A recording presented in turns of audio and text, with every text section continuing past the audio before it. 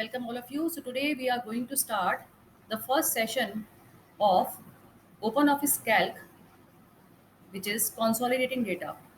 So what is data consolidation? Data consolidation means taking data from different worksheets or workbook and summarizing it into a single worksheet which you can update easily. That means we can take data from different worksheets. We can take data from the same worksheet, different tables also, and then we can combine all the data and summarize it. So consolidating means summarizing the data from different worksheets or workbooks into a single sheet. Okay, so let us see how to do this data consolidation. So suppose this is our data. This data shows sales made in the month of January, February and March for the year 2019 and for the year 2020. तो यहाँ पर दो तरह का data है.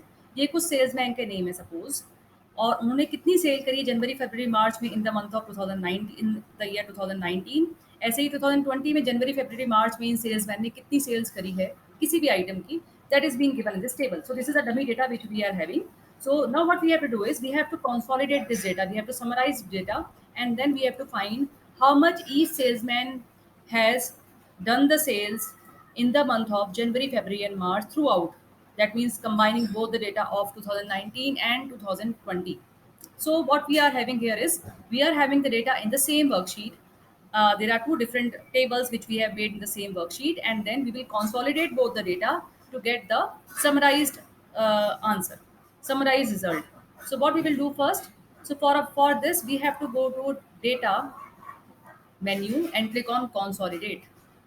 Okay, so data consolidate, this is the option that we have to try out.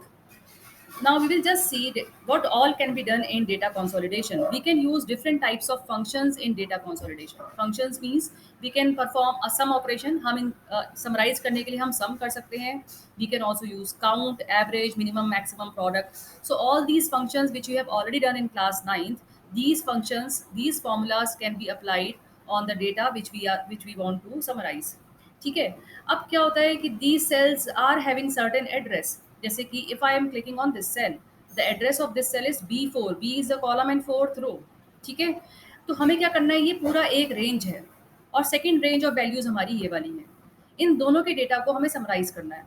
तो हम या तो हम इन रेंज को सिलेक्ट करें, and when you select the range you get this A2 colon D5. A2 is the starting address of the range and B5 is the ending address of the range.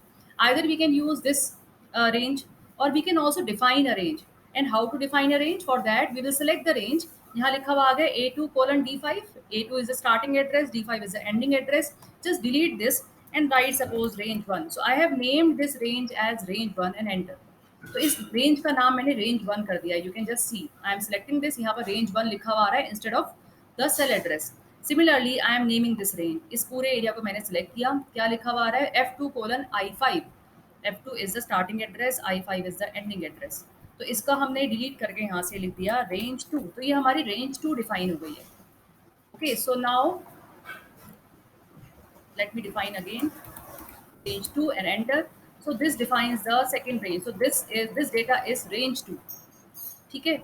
Now we will start consolidating our data. We will go to data menu and click on consolidate. ठीक है. अब हमें data पे क्या करना है, suppose हमें सम function हम दे रहे हैं सिंपल. ठीक है. तो हमारे को पहले रेंज सेलेक्ट करनी है, सोर्स डेटा रेंज. तो पहली रेंज है हमारी रेंज 1 जो हमने डिफाइन करी थी. दोनों रेंजेस यहाँ लिखी हुई आ रही, रेंज 1 रेंज 2. रेंज 1 जो हमने डिफाइन करी थी वो लिखी, हमने ऐड कर दी. ये हमारा पहला सोर्स डेटा है. सेकंड सोर्स डेटा क्या है हमारा, रेंज 2. ठीक है. ये हमारा सेकंड सोर्स डेटा है, फिर इसको हमने ऐड कर दिया. ये दोनों डेटा हमारे ऐड हो गए. Now we want, where do you want to copy the result. तो हमें कंसोलिडेट का रिजल्ट कहाँ चाहिए, तो जहाँ भी चाहिए वहाँ आप कर्सर अपना रख लो. ठीक है. And then either you can just place the cursor on the first cell where from where you want to start the data consolidation. तो दिस इज शीट 1 A9. ये A9 है जहाँ पर हमारा कर्सर है इस वक्त. और then we will click on more. इसमें तीन ऑप्शन है, row labels, column labels and link. We will see that how does it work. इन तीनों पे क्लिक करना है हमने and click on okay. Now you can see you are getting the output here and the data has been consolidated. I am just increasing the font size so that you can see it clearly. तो अब क्या दिखा रहा है, N के 100 cell जो है 100 है 2019 जनवरी में, और जनवरी 2020 में 200 है. तो टोटल कितनी हो गई, 300. ठीक है. तो हमने जो सेलेक्ट किया था column and row level, when we selected from here from data consolidate, हमने यहाँ से कॉलम और रो लेवल और लिंक सेलेक्ट किया था ऑप्शन। इसका पर्पस क्या है? हमारा कॉलम हेडिंग क्या है? नेम, जनवरी, फरवरी, मार्क्स। तो this is also copied here. ठीक है, and this is our row heading names, name of three different salesmen, so this is also copied here.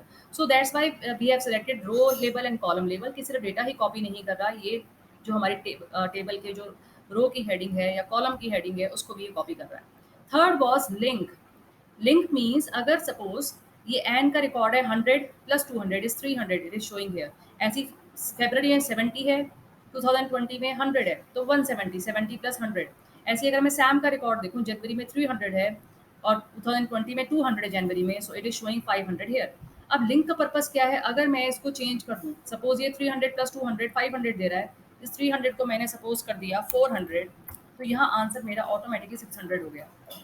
जैसे सपोज मैं this record of February of Sam is there, इसमें 80 है, इसमें 400 है, तो ये आंसर हमारा आ रहा है 480, दोनों को ऐड करके। ठीक है, if I change this 400 to suppose 100, तो अब आंसर कितना आ गया? 180। So this is the purpose of link. अगर आप किसी भी एक सेल के एड्रेस, सेल की डेटा को चेंज करते हो, तो कंसोलिडेट डेटा ऑटोमेटिकली उसको अपडेट करेगा। ठीक है, and you can click on these plus signs to see the details about a particular salesman. जैसे कि सेल्समैन के शीट वन में there were two types of records, you can just expand these by clicking on the plus sign on the side bar. जैसे and sheet one में 100 थे, 200 थे, total उसका हो गया 300, like you can C. Similarly in February 70 and 100 and 170, तो ये उसको एक्सपैंड करके भी कंसोलिडेट डेटा शो कर रहा है। ठीक है, तो ये तो हमने किया था data consolidation in single worksheet. अगर हमारे पास डिफरेंट वर्कशीट्स है, उसके डेटा को हमें कंसोलिडेट करना है। सपोज हमारे पास एक टेबल बनी हुई है शीट वन में, और suppose I am just copying this table, I am just cutting this table from here and copying it to sheet two. तो हमारे पास एक टेबल है शीट वन में, एक टेबल है शीट टू में। अब हमने इन दोनों को कंसोलिडेट करके, और शीट थ्री में हमें कंसोलिडेटेड डेटा चाहिए। तो बेसिकली कंसोलिडेशन में हम मल्टीपल शीट्स को भी समराइज कर सकते हैं। तो वैसे ही हमने जो रेंज सेलेक्ट करी हुई थी, रेंज वन है और ये हमारी रेंज टू है, ऑटोमेटिकली सिलेक्टेड है।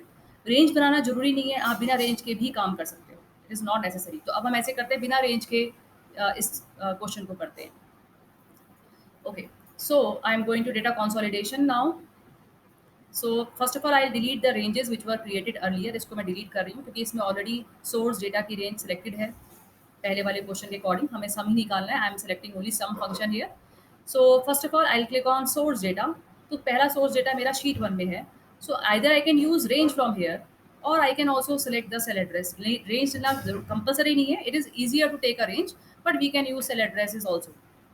Okay, click on this button and select the range of first data, this one. Click on this icon, shrink icon again. ठीक है, अब इसको हमने ऐड कर दिया। तो शीट वन में से हमने A2 से D5 को सिलेक्ट किया हुआ है। ठीक है, अब हमने वापस से इस श्रिंक आइकन को क्लिक किया और हम क्लिक करेंगे अब शीट टू पे, और शीट टू का भी हमने ये डेटा सेलेक्ट कर लिया। And then we click on the sheet, the shrink icon again, and then we will see that sheet 2 A2 to D5 is again selected from sheet 2. Click on add. अब sheet 1 sheet 2 से दोनों हमें data select कर लिए। अब copy result to, हमें result कहाँ copy करना है? फिर अगेन हम स्ट्रिंग बटन को क्लिक करेंगे, शीट 3 पे गए, स्टार्टिंग एड्रेस हमें ये सपोज A1 में ही चाहिए, हमने A1 पे हमने कर्सर रखा हुआ है। And click on this button again to go back to data consolidate dialog box. तो okay, it is not showing sheet this is not showing sheet 3. I'll again click on this and click on a cell address here and click on the shrink icon again, and then sheet 3 का A2 हमने select किया हुआ है, यहाँ से हमारे को data अपना चाहिए। and then click on more option, यहाँ से रो लेवल, कॉलम लेवल और लिंक तीनों ऑप्शन सेलेक्टेड हैं, and click on okay. Now you can C sheet one में जो डेटा था, शीट टू में जो डेटा था, उन तीनों का, दोनों का डेटा कंबाइन होके कंसोलिडेट होके शीट थ्री में आ गया, and you can expand it and see. जैसे कि if you want to see an 100, sheet one में है 100 जनवरी में, शीट टू में है 200, तो उसका कंसोलिडेट बन के आया 300। सिमिलरली जय के शीट वन में 200, शीट टू में 120 जनवरी में, and consolidated as 320. So this is how we can use consolidate data on a single sheet or multiple sheets, even in multiple workbooks. So I hope this is clear to you.